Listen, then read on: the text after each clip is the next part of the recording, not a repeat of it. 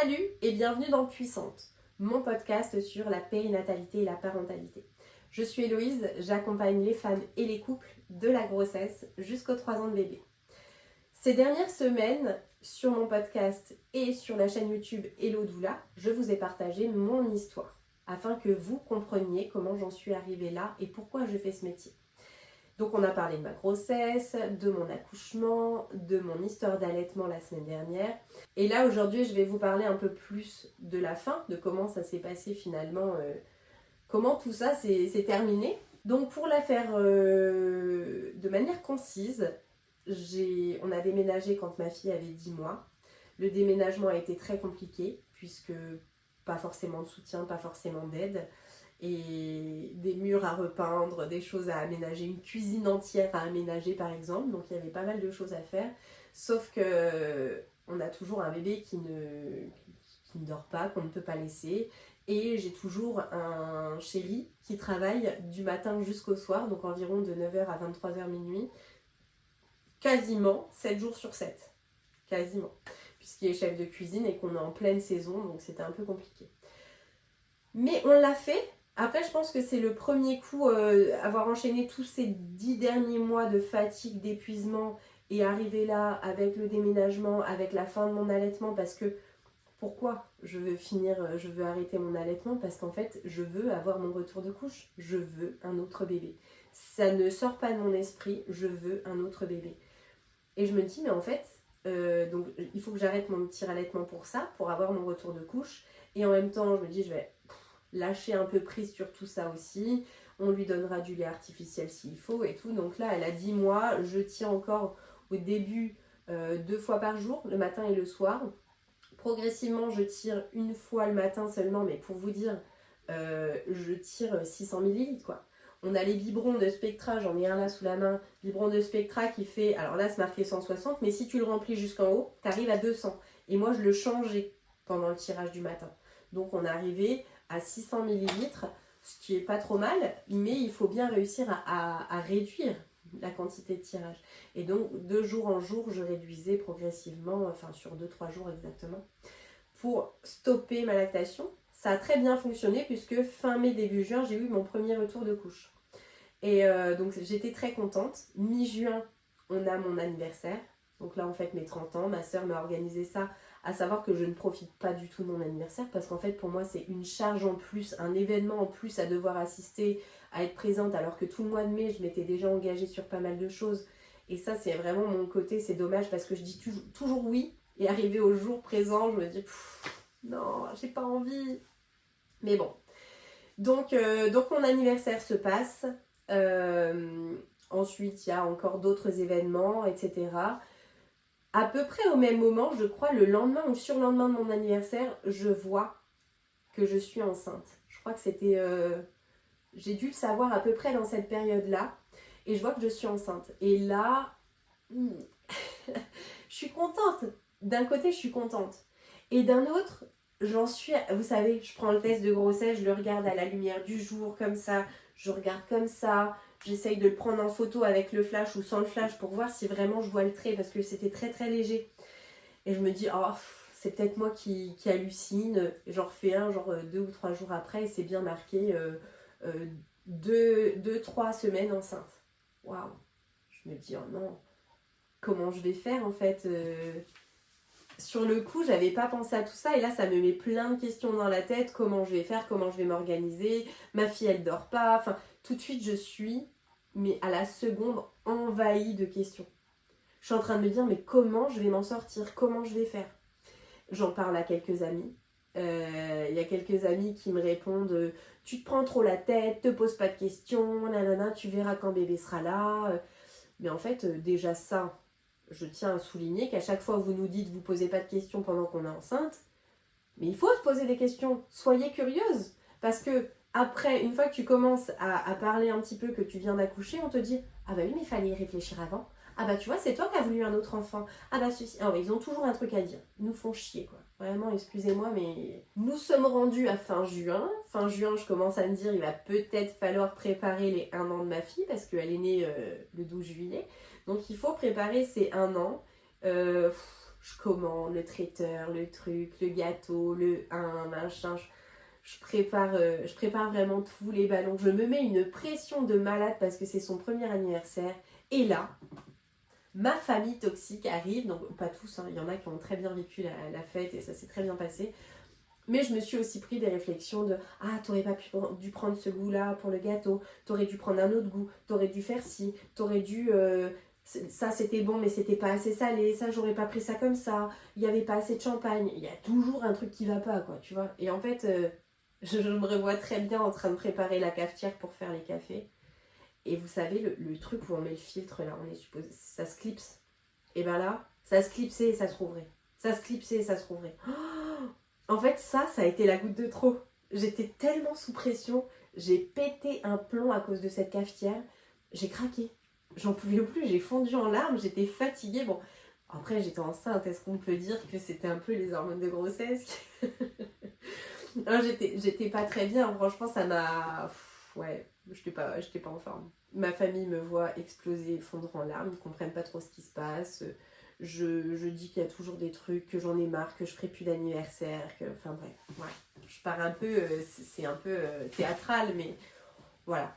Quelques semaines après, il me semble entre le 22 ou le 24 juillet, je sais plus, on avait rendez-vous, j'avais rendez-vous pour l'écho de datation. Et l'écho de datation, ils me disent qu'il n'y a plus de sac. Il n'y a plus rien, ils ne voient plus rien, il n'y a pas de cœur, il n'y a rien. Donc ils me demandent si j'ai évacué la grossesse déjà. Et non, j'ai pas eu de perte de sang, j'ai rien eu du tout, j'ai aucun signe avant-coureur, comme on pourrait dire. Donc je ne savais pas du tout, ça a été un coup de massue un peu, je ne l'ai pas montré, j'ai rien dit, j'ai rien laissé paraître. Je suis revenue, il y avait mon chéri qui gardait ma fille en étant en ville du coup à ce moment-là.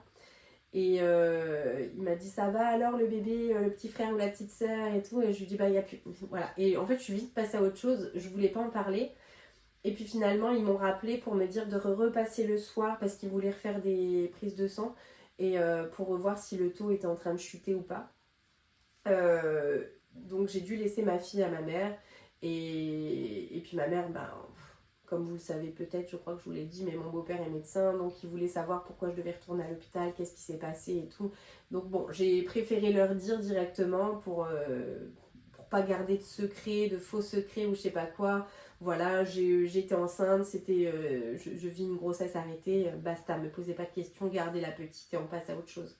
Et donc je suis retournée avec mon chéri à l'hôpital, on a vu ça et puis finalement voilà, en fait on a dit on attend, il y aura des saignements dans les quelques jours et c'est ce qui s'est passé. Donc ce bébé s'est envolé et donc ça c'était en juillet, fin juillet.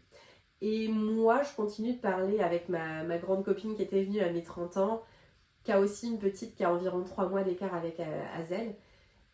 Et elle vit un peu, voilà, elle vit aussi des moments difficiles dans sa maternité. Et en fait, on se soutient, ça fait du bien de pouvoir se plaindre, ça fait du bien de pouvoir vider son sac et de ne pas se sentir jugée, de pas, voilà. Et je lui dis, mais moi, je suis, vraiment, je me sentais sur le fil. Le moindre truc pouvait me faire partir dans un état, c'était pas possible, quoi. J'étais trop épuisée, j'étais trop fatiguée. Et j'ai dit à cette amie, justement, je lui dis, il faut qu'on parte en vacances. Avec nos enfants, on décide de prendre une semaine de vacances. Et il faut savoir que juste avant de partir en vacances, moi j'ai un déclic. Un déclic, là je me dis Héloïse, c'est trop. Je vous explique, comme vous le savez, je faisais dormir ma fille en la berçant, en marchant beaucoup, en portage. Ce soir-là, j'arrivais pas à la mettre en portage, donc je l'avais allongée, la tête ici, les pieds de ce côté, et je marche. Chez moi, c'était une vieille maison champenoise, donc il y avait une poutre en plein milieu. Et un peu plus loin, de l'autre côté, il y avait aussi la poutre de la balustrade des escaliers, quoi. Et donc j'ai ma fille, je marche. Et à un moment, je suis tellement dans les cris, tellement au bout, en fait, j'en peux plus. J'ai cette pensée, et je sais les filles qu'on a honte d'en parler, mais en fait vous avez le droit de dire que vous l'avez pensé. Ça ne veut pas dire que vous faites, que vous agissez. C'est bon signe de se remettre en question et de dire oui, j'ai pensé à ça. Et là j'ai cette pensée qui me traverse l'esprit de me dire en fait, là j'ai un coup sec comme ça de la tête dans la poutre, on n'en parle plus quoi, elle arrête de pleurer. Cette pensée elle me traverse l'esprit, mais elle est là. On pourrait ne pas la prendre en compte et dire oh, Héloïse reviens à toi, allez, reconcentre-toi. Mais non, en fait, cette pensée, elle est là, elle a existé. Même si c'était une fraction de seconde, elle a existé. Et là, tout de suite, moi, je réfléchis beaucoup, je remets tout en question, je fais beaucoup d'introspection. Et là, je me dis, ça, c'est pas à prendre à la légère, c'est ton déclic pour que tu prennes rendez-vous chez la psy. Ça faisait quelques mois, depuis qu'on avait déménagé à peu près, ça faisait quelques mois que j'étais en train de me dire, il faut que je regarde s'il y a des psys, ça va me faire du bien d'aller chez la psy. Mais c'est pareil, je me disais comment je vais faire, je vais l'emmener avec moi, ça va être compliqué à gérer. Donc je remettais ça toujours à plus tard, à plus tard, à plus tard. Et là je me dis, en fait cette psy que j'avais trouvée sur Doctolib, prends rendez-vous. Et je prends rendez-vous direct. La semaine qui suit, on part en vacances. Et alors là, c'était merveilleux parce que ayez quelqu'un avec qui vous pouvez partir en vacances comme ça, sans vous poser de questions, quoi. J'endormais ma fille, même si ça tardait, même si c'était compliqué, même si on ne pouvait pas forcément manger ensemble, quoi. On s'organisait, on était vraiment tranquille, quoi. C'était tellement bien. Et on a fait plein d'activités, on a fait plein de choses, on a kiffé, quoi. Il y a même une après-midi, on s'est dit, vas-y, on sort pas, on fait la sieste. C'était bien. Ayez cet ami-là avec qui vous savez qu'il n'y a pas de pression. C'est trop cool. Et on rentre de vacances, on est donc au mois de septembre. Je commence à voir pour mettre ma fille chez la nounou, puisque comme je vous avais dit dans l'épisode précédent, mais en fait fin juin, début juillet, c'est à ce moment-là que j'ai décidé de m'inscrire à l'école Cybèle pour devenir doula. C'est là où j'ai eu tellement de réflexions, tellement de commentaires, que je me suis dit en fait, je sais plus si c'était en juin ou en juillet, je me suis dit c'est le moment, il faut que il faut que tu ailles au bout de ton projet. Et donc ce projet c'était de devenir doula. Ça faisait des mois et des mois que j'y pensais déjà. Hein. Et donc, je me dis, septembre, ça y est, c'est bon, c'est la rentrée, il faut que j'inscrive Azel chez une nounou, que je mette Azel chez la nounou. Pas beaucoup, mais quelques matinées dans le mois pour que je puisse avancer sur mon projet de devenir doula. Je la mets chez la nounou, peut-être, au début, c'était les mardis et les jeudis, une heure par-ci, par-là pour l'adaptation, mais ça se passe très mal. Ça se passe super mal, et en fait, quand je dis à la nounou, qu'est-ce qui se passe avec ma fille, tout simplement, je comprends pas pourquoi elle pleure comme ça. Elle me dit, oh non, mais quand vous partez, elle pleure, mais après, je la mets devant le chien, ah bah elle pleure plus. Ah bah oui, parce que je lui avais dit, ma fille, elle a une peur bleue des chiens. Donc en fait, elle passe de je pleure parce que maman s'en va à j'ai peur et je ne dis rien. Donc pour la faire taire, elle la mettait devant le chien. Waouh, vraiment, ça m'a... Donc j'ai su ça, j'ai arrêté complètement. J'ai dit, elle ne retournera plus jamais là-bas. Et on m'avait tellement critiqué la crèche que j'osais pas trop. Puis finalement, j'ai quand même appelé. J'ai demandé ce qu'il en était parce que j'ai appelé beaucoup, peut-être vous allez vous reconnaître, j'ai appelé beaucoup d'assistantes maternelles. Et au téléphone, quand on fait certains entretiens au téléphone, il y en a qui m'ont dit, hein, est-ce que votre fille c'est une baby? Donc bébé aux besoins intenses, soi-disant. Mais ça, je vous en parlerai dans une prochaine vidéo. Dites-moi dans les commentaires si ça vous intéresse que je fasse une vidéo à ce sujet, parce que je trouve que c'est important de remettre des mots là-dessus, de mettre un peu d'ordre. Et donc, je ne savais pas ce que c'était. Je dis bébé aux besoins intenses. Oui, elle pleure, mais je la prends dans les bras et tout. Non, si c'est un baby, moi je fais pas, je prends pas. C'est d'accord. Votre fille, est-ce qu'elle arrive à s'endormir toute seule? Bah, faut l'accompagner un petit peu. Non, bah, je prends pas. Et je me prenais des taquets comme ça partout. Je me disais, mais c'est moi qui... Je comprenais pas. Qu'est-ce qui s'est passé en fait? Pourquoi personne voulait de ma fille? Et donc là, tu te remets beaucoup en question. Franchement, avec aussi tous les retours des amis que j'avais qui me disaient que j'avais trop fait, que j'étais trop... toujours dans le trop. Donc on se rend pas bien compte, mais on se remet beaucoup en question. Et je finis par appeler quand même la crèche pour demander s'ils n'ont pas une petite place, parce que du coup on était fin septembre, début octobre à peu près. Et elle me dit oui, il n'y a pas de souci, en occasionnel, je vais pouvoir regarder. Et en fait, je la mets à la crèche, mais peut-être en 2 semaines. On a fait une semaine pleine d'adaptation, où je venais tous les jours, une petite heure au début avec elle, puis après elle toute seule et tout, un peu différents moments de la journée. Ça s'est super bien passé. Azel, elle s'est sentie super bien. Le fait qu'il y ait d'autres enfants, qui soient vraiment chouchoutés et cocoonés, vraiment, c'était une super crèche, une petite crèche, donc c'est peut-être ça aussi. Mais c'était vraiment trop bien. J'appréhendais un peu le moment de la sieste. Et elle a commencé à faire vraiment la sieste à partir de janvier, février. Et moi, j'ai commencé à la mettre de plus en plus à partir d'octobre. Donc voilà, je suis très contente. Ça se passe bien à la crèche. Je découvre mi-novembre que je suis enceinte, à nouveau, quelques mois après. Et là, il y a un peu ce sentiment, c'est un peu mitigé parce que comme je viens de vivre une grossesse arrêtée, en fait, j'attends. Je me dis, bientôt, je vais saigner, je vais évacuer cette grossesse et donc il y aura plus de bébé. Entre-temps, je continue toujours les rendez-vous avec la psy, donc je lui en parle aussi de cette grossesse à la psy. Elle me comprend et elle me pose toujours des questions pour toujours aller chercher plus loin dans la réflexion. Et c'est vrai qu'en fait, cette grossesse, au début, je l'accepte pas. Je suis pas contente d'être enceinte, je le vis, je le prends, je me dis, voilà, c'est bien. Mais c'est comme si j'attendais à chaque fois qu'on m'annonce, cette grossesse n'ira pas plus loin, c'est fini. Et en fait, j'ai les premiers rendez-vous, je suis suivie par une sage-femme libérale au début, on entend le cœur, tout va bien. Et quand je sors du rendez-vous, je me dis, oh, c'est trop cool. Mais juste avant, quand je vais au rendez-vous, je me dis, allez, c'est limite si j'arrive dans la voiture sur le parking, je suis, allez, ne pleure pas, ça va aller, c'est pas grave. Tu ne te focalises pas là-dessus. Et comme si on allait m'annoncer un truc grave et qu'il fallait que je me dise, sois forte et tout. Alors que non, c'est pas grave. Enfin, tout va bien se passer, Héloïse. Mais bon. Ensuite arrive le moment à Noël où là j'ai fait pour l'annoncer à ma famille. Donc j'avais fait une petite enveloppe pour Azel. J'avais fait une petite enveloppe pour Azel avec marqué bientôt grande sœur. Quelques félicitations et j'ai eu j'espère que ce sera un garçon. Parce que dans ma famille à ce moment-là il y a eu pas mal de bébés et ce n'était que des filles. Voilà. Donc comme si j'avais eu une fille, il fallait que j'ai un garçon. Je dis je sais pas, je ne veux pas savoir le sexe et on ne le saura qu'à la fin. Ça m'a bien confortée dans l'idée de ne pas vouloir savoir le sexe avant. Donc cette grossesse se passe, chaque échographie, j'en fais le moins possible. Je fais vraiment juste l'écho de datation, la T1, la T2, la T3. Si j'ai eu une écho en plus pour vérifier parce qu'il m'estimait un petit bébé, puis en fait pas du tout. Mais donc j'ai eu le moins d'écho possible, le moins de contrôle possible parce que tout allait bien, je vois pas pourquoi ça irait mal. J'ai lâché ma sage-femme libérale à un moment parce que vers le 4e ou 5e mois, parce qu'en fait comme ma DPA était le 28 juillet, au début c'était le 30 juillet, mais ils ont estimé qu'il fallait remettre au 28, bref. Du coup comme c'était fin juillet, elle m'avait dit oui mais moi je suis pas là, je pars en vacances jusque là, donc là c'est compliqué, il faudrait que vous ayez accouché début juillet du coup pour que je puisse faire le rendez-vous et tout. Mais en fait, on ne parle pas de déclenchement à 4 mois de grossesse, quoi. Ça va pas ou quoi? Donc ça m'a un peu refroidi. Après, quand on en discutait, et puis je lui dis, mais moi, j'ai pas peur d'accoucher à la maison. Si ça doit arriver, ça arrivera et j'ai pas peur d'accoucher à la maison.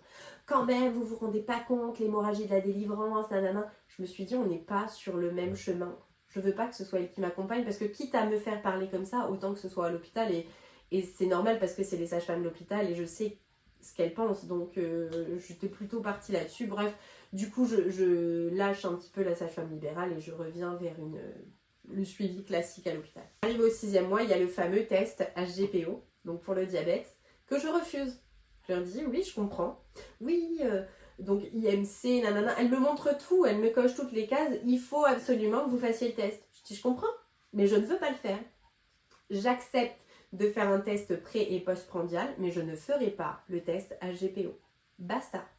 Donc j'ai été catégorisée directement, vraiment tout le monde l'a su, que j'avais refusé le test. C'était limite si je venais au rendez-vous d'après en disant « Ah, c'est vous qui avez refusé ?»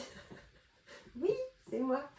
Bref, tout s'est très bien passé, pas de soucis, ça s'est bien fini malgré tout. Et pour vous la faire courte, l'accouchement s'est merveilleusement bien passé, il n'y a pas eu de déclenchement, il y a eu le déclenchement qui a trôné au-dessus de ma tête à un moment. J'ai eu peur, j'ai beaucoup pleuré le samedi, ma date de terme était le vendredi du coup, mais j'ai beaucoup pleuré le samedi et finalement j'ai accouché le dimanche soir, donc ça s'est très bien passé. Et voilà. Le travail s'est lancé progressivement tout au long de la journée. Et au dernier moment, je pensais même pas avoir le besoin ou le ressentiment de me dire « Allez, il faut que je parte ». Puis à un moment, j'ai pris ma douche. Ça a activé vraiment tout. Et on habitait quand même à 40-45 minutes de la maternité. Et au dernier moment, en fait, j'ai dit à mon chéri « Allez, on part ». Et on est parti pour accoucher.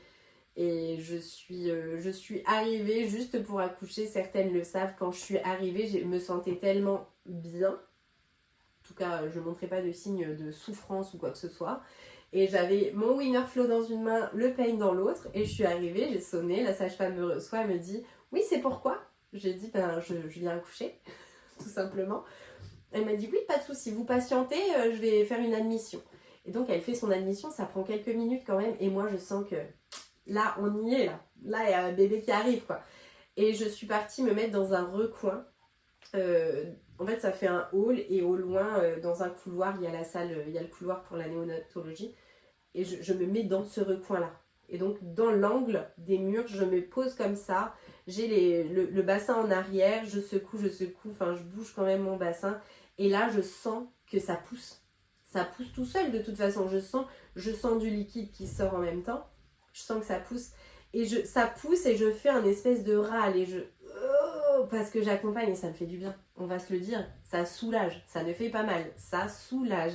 Vraiment, c'est incroyable. Et il y a une auxiliaire puère qui passe à ce moment-là. Elle me prend la main et elle me dit « Vous venez, madame, on va accoucher. » Donc, le temps d'aller jusqu'à la salle nature, qui est la première salle, en fait, la plus accessible. Donc, on va jusqu'à la salle nature. Donc c'était assez long, le temps de marcher parce que j'avais des contractions qui arrivaient à chaque fois et il fallait vraiment, je me tenais, en fait il fallait que je m'étire. Donc pour ça que je cherchais à pousser, à m'étirer parce que j'avais besoin de chercher d'attraper quelque chose. Et donc on arrive en salle nature et là je vois et je dis à mon chéri, c'est con, on va même pas pouvoir utiliser tout ce qu'il y a dans la salle parce que je sentais que ça arrivait quoi. Et donc elle est partie chercher la sage-femme. On me retire tant bien que mal le pantalon que j'avais parce que c'était dur à retirer. Et la sage-femme regarde à peine. Donc là, j'étais encore, si vous voulez, j'étais accroupie un peu, enfin semi-accroupie, en mode squat, posée comme ça sur le lit, les fesses en arrière. Et je soufflais, ça arrivait quoi. Et elle regarde, elle me dit « Ah, vite, vite, on s'installe. » En fait, je sens la panique. Là, je la vois, je sens la panique arriver. Elle m'allonge sur le dos. On s'installe pour accoucher, elle m'allonge sur le dos. Et moi, j'étais dans le truc. Donc au début, je lutte pas forcément contre et je me dis, bah vas-y, mais en fait, j'ai pas de respiration. Comment tu veux que je pousse? Et là, je l'engueule. Je dis, mais comment vous voulez que je pousse comme ça? Enfin, j'arrive même pas à respirer. La pauvre. Du coup, elle me dit, non, non, mais mettez-vous comme vous voulez, il n'y a pas de souci. Et du coup, je me retourne, en fait, je me mets contre le dossier de la table d'accouchement et je m'étire avec le dossier. Je m'étire et là, je m'installe donc sur les genoux pour accoucher. Puis en fait, elle vient récupérer ma petite, quoi. Enfin, elle vient récupérer, même pas. Je sens sa main qui est au cas où entre mes cuisses pour essayer de réceptionner. Et en fait, elle a juste le temps de me dire « Venez chercher votre fille », enfin votre bébé, parce qu'à ce moment-là, on ne sait pas le sexe. Elle me dit « Venez chercher votre bébé » et j'attrape mon bébé. Mais là, moi, c'est incroyable. Et j'ai pas ce truc de oh, « Vite, je la prends et tout ». Non, je la pose, je la regarde, je retire le cordon qui passait juste dans les jambes. Je retire le cordon, je vois que c'est une petite fille. Et là, je le fonds en larmes. Oh! Et je la prends et là, je me pose seulement...